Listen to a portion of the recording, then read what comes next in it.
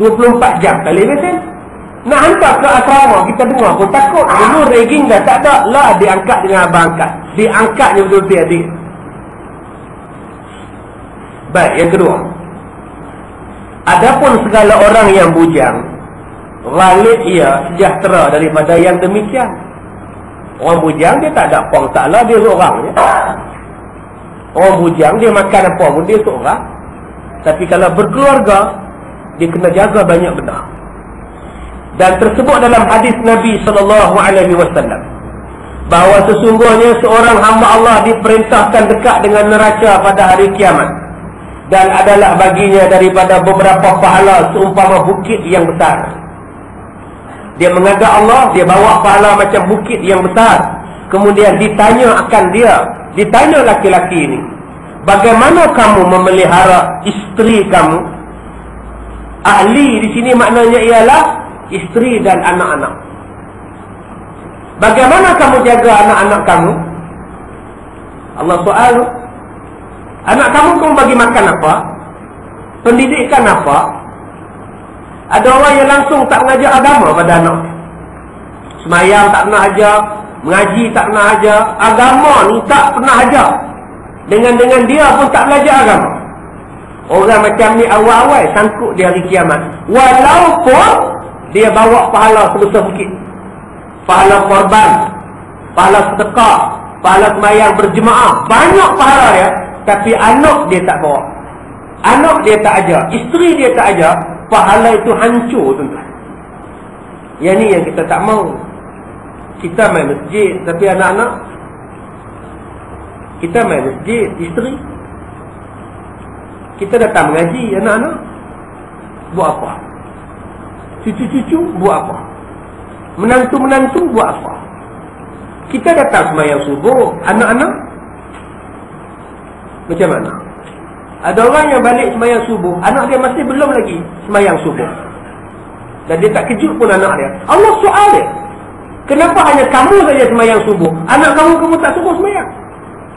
Masya Allah. Yang kedua, ditanya tentang hartanya. Kereta kamu beli daripada apa? Duit mana? Rumah daripada mana? Apa yang kamu buat dengan rumah kamu? Pernah kita panggil orang miskin datang makan di rumah. Pernah kita panggil anak yatim makan kenduri di rumah. Pernah kita panggil tok guru mana-mana mengajar di rumah, panggil orang kampung datang makan, main mengaji di rumah. Allah soal. Ingat saja kata tuan-tuan, Allah jadikan rumah tuan-tuan dia besar-besar. Semua tu ujian untuk kita. Ujian. Apa yang kita buat dengan rumah besar kita? Kalau kita boleh buat pagar harga ratus ribu, kalau boleh kita buat pagar harga juta, rumah juta, kenapa kita tak boleh buat kebajikan dalam dia? Ingat, harta itu akan disoal oleh Allah. Yang ketiga, dan daripada dirinya dengan memelihara mereka itu, dan ditanya pula daripada mana harta, daripada mana ia dapat, dan pada apa dibelanjakannya, hingga akhirnya disoal, dipotong pahalanya hingga habis segala amalnya yang berpahala, dan dituntut balas pula kejahatan. Bila pahalanya habis, sedangkan soal siasat belum habis, akhirnya dosa orang pula yang dia tanggung. Dosa anak dia tanggung, dosa isteri dia tanggung, dosa orang lain pun dia tanggung, sebab dia dah tak ada benda nak bayar pada orang-orang tadi, sebab dia telah habis segala pahalanya. Inilah yang dipanggil sebagai muflis. Muflis ialah orang yang bawa pahala banyak di hari kiamat, pahalanya habis, sebaliknya terpaksa menanggung pula dosa orang lain. Itulah yang dipanggil sebagai muflis. Kita banyak pahala, tapi banyak dosa. Dosa kita menghapuskan pahala. Akhirnya dosa kita, akhirnya dosa orang lain, dia tuntut dengan kita, kita tak boleh bayar. Allah kata kamu kena tanggung dosa dia. Tak pasal dosa, tanggung dosa orang. Pahala sembahyang habis, pahala puasa habis, pahala zakat habis, semua habis. Sebab mengumpat, memfitnah, tak habis-habis buat jahat. akhirnya dosa pula yang kita bebankan. Pahala kita habis dipadam, diberi pada orang lain. Baik, dan kata dia lagi, maka menyerulah oleh malaikat, berteriak di hadapan orang ramai dengan katanya, inilah orang yang memakan akan segala amal kebajikannya itu oleh segala keluarganya di dalam dunia, padahal dia terkaya pada ini dengan segala amalannya. Kata malaikat, wahai manusia, kalau kamu nak tahu, inilah dia laki-laki yang pahala dia habis, isteri dia makan, anak-anak dia makan. Sebab ketika dia hidup di dunia dulu, dia tak ambil berat tentang isteri dia. Dia hanya kaji diri dia, dia hanya tengok diri dia, dia hanya pentingkan diri dia. Dia baca Quran, tapi dia tak pernah suruh anak dia baca Quran. Dia sembahyang malam, tapi dia tak pernah kejut isteri dia sembahyang malam. Dia puasa sunat, dia tak pernah didik anak dia puasa sunat. Kamu, bapak-bapak, akhirnya bapak macam ini disoal oleh Allah di hari kiamat. Anak tadi mendakwa pada Tuhan, wahai Tuhan, bukan saya tak nak sembahyang, bapak saya yang tak ajar saya sembahyang.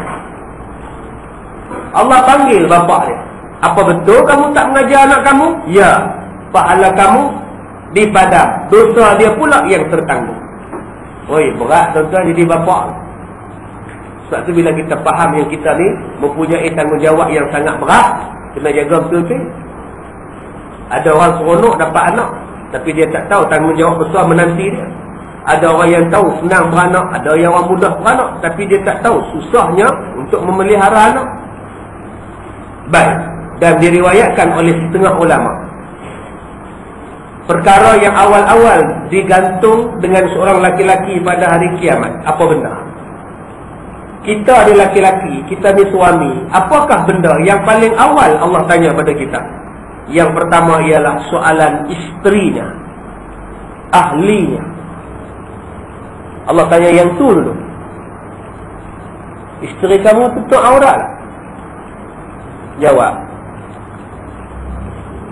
Isteri kamu pakai kain belah? Jawab. Isteri kamu tabarruj tak? Jawab. Kamu bagi makan apa pada isteri kamu? Jawab. Kamu buat bagaimana isteri kamu? Jawab.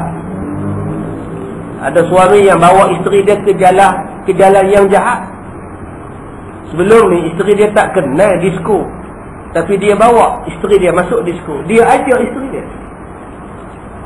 Isteri ni orang kampung mana nak tahu? Dia kata disko, karaoke pun tak nak pergi. Kahwin dengan suami dia. Suami ni buka, konon-kononnya buka penglihatan dia, buka dia punya mata, bawa ke tempat-tempat haram. Suami ini awal-awal disoal, kenapa kamu bawa isteri kamu ke arah tempat maksiat macam itu? Yang kedua, suami ini akan ditanya tentang anak-anaknya pula. Kenapa tak ajar sembahyang? Kenapa tak ajar agama? Kenapa tak sempurna ajaran agama?